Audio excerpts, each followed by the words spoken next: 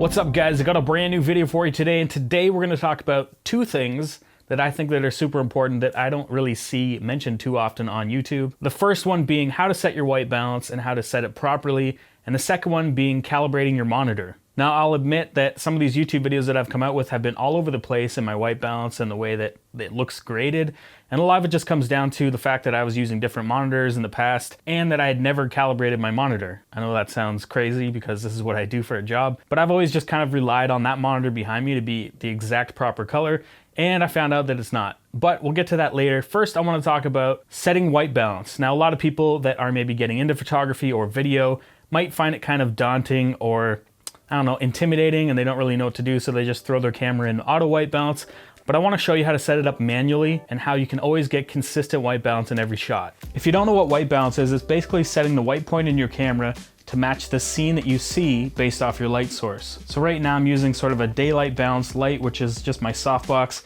It's more of a fluorescent tone, but we're going to use the X-T2 here as an example, and it's basically the same for every camera. It's just a different way of accessing it. So in here, I've actually got it locked in at a Kelvin, which is basically manual white balance, and I've got it set at 4800K right now, and that's because that's what this scene actually looks like. So generally what you're trying to do is set it up so it looks exactly how it does in real life. You can play with that though if you want it to look cooler or warmer, but usually you want to get it to match the exact scene. Now if you're new to this, you might leave your camera in auto, which is fine for the most part. The only problem is if you're color grading or something like that, you may get inconsistencies if, say, a shadow comes into the shot or something brighter comes into the shot. The camera might try and meter that and change the color temperature to match that scene, and that'll actually throw it off in post when you're trying to color grade. So right now it's set for the scene, but if I throw in this tungsten colored light and we bring this down into here, it'll actually counteract that and try and balance it out. And if that happened in your shot, now the presets or LUTs you're using are gonna have to get modified. Now every camera pretty much has built-in presets for white balance, so you can just look at the scene and set it up. This camera has a few custom ones, but you can see there's daylight, shade, fluorescent, incandescent. But usually what I like to do is lock it into a Kelvin. That way I know it's set proper the whole entire time. And if we go over here, you can see there's different Kelvins that we can change.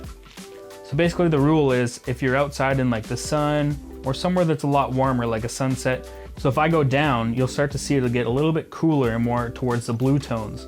And that's basically what you would use if you're trying to use a sunset or, you know, something really warm. So kind of a rule you can think of is if it's like a sunset or a really warm tone, you want to go down in the Kelvin, and that's just going to counteract that warmth. Or you can go up and it'll start to get warmer, and that's going to counteract something like cloudy days or, you know, sort of a more night type scene. Now some cameras have a white balance shift, and I wouldn't recommend changing this, but you can change the actual tint of the white balance. So if you wanted to go over and add more green to it or more orange to it based off your actual Kelvin, you can do that. So taking a look at the Canon C200, basically it's the exact same way of setting your white balance. The nice thing is the camera actually displays the white balance at all times when you're shooting. If we go into our white balance settings here, we can actually set it to an auto white balance as well.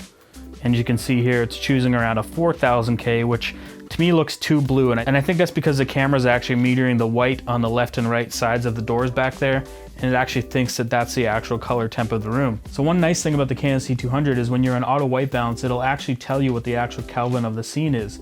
So right now, like I said, it's at 4000, but if I bring in this tungsten colored light again, you'll actually see the camera trying to counteract that. And you'll see that the number starts going more into the 3000s because it's trying to counteract that tungsten look. Now some people will actually set their shot based off a white card, so if you put something like this in front of it, it'll actually try and figure out the exact temperature of the light based off the light hitting the white card, and then you can lock it in at that. So on here it's telling us it's 4650, and if I take it back, you'll see that it's actually going down. So like I said, it's actually metering the scene incorrectly, and me setting it at 4800K is actually closer to what the actual white balance is.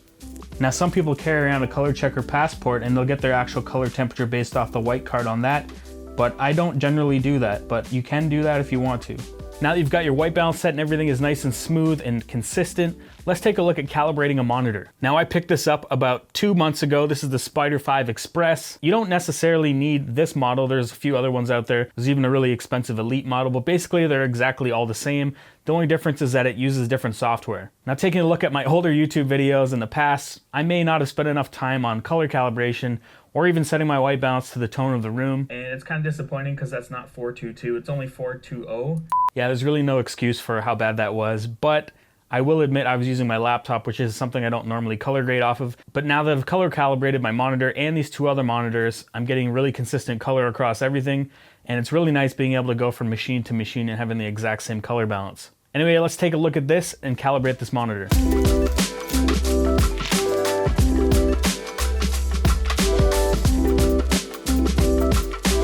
We gotta hit next. Now it's gonna run through a bunch of different levels of blacks and whites and different colors and figure out the proper calibration. All right, so the calibration is complete. We'll take this off. And then a calibration reminder, so colors can shift over time. So we're gonna set this up to remind me again in 2 months. We're gonna save this. We're gonna hit next. And in here you can see the difference between the calibrations. So right now we're looking at the calibrated view. Switch back to the uncalibrated view. As you can see, there's a lot more saturation. If I zoom in here, uncalibrated view, calibrated view. So yeah, I hope that helped you out, especially for beginners that are getting into photography and video and don't really know much about white balance. Hopefully that kind of gives you a better understanding and makes it a little bit easier and simplifies things. So now your footage and your photos should look consistent throughout the entire shoot, as well as being able to get everything set up before in post-production, before you even bring it into the computer. And then once you have brought it into the computer using this to calibrate your monitor, you should be able to have nice consistent colors. If you've noticed in the last 2 months since I've calibrated my stuff, my videos have been really consistent in the color tone that I've had. From before, I was just all over the place because I really wasn't putting a lot of effort into it. But now it's gonna be as good as I can make it. And if you wanna get one of these Spider 5 Expresses, I'll put a link in the description below. And yeah, if you like this video, give it a thumbs up. If you dislike this video, give it thumbs down twice, just like the hat. I'll see you in the next one.